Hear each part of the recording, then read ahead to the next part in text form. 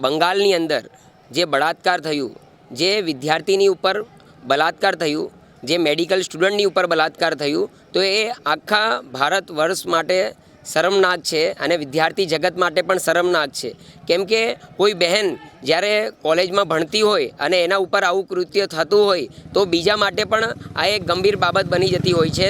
એ પર એવા રાજ્યમાં કે જ્યાં પોતે મુખ્યમંત્રી એક બહેન છે, ગૃહમંત્રી પોતે જ છે અને સ્વાસ્થ્ય મંત્રી પણ પોતે જ છે અને પોતે પણ કેન્ડલ માર્ચ કરે છે. એટલે શું બતાવવા માંગે છે? એની પાસે આના ઉપર ન્યાય આપવા માટેનો એની પાસે સત્તા નથી કે સત્તા એનાથી ચાલતી નથી. અને જો એનાથી ન્યાય નહીં અપાવતું હોય તો એને ઇસ્તીફો આપી દેવું જોઈએ અને બીજાને ત્યાં મોકો આપવો જોઈએ.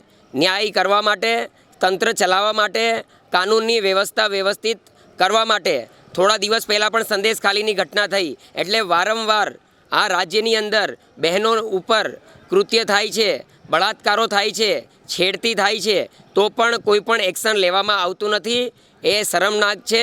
અને મમતા દીદીને હું તો કહેવા માંગીશ કે એમને જલ્દથી જલ્દ ખુરશી ખાલી કરી દેવી જોઈએ અને ઘરે આરામ કરવું જોઈએ.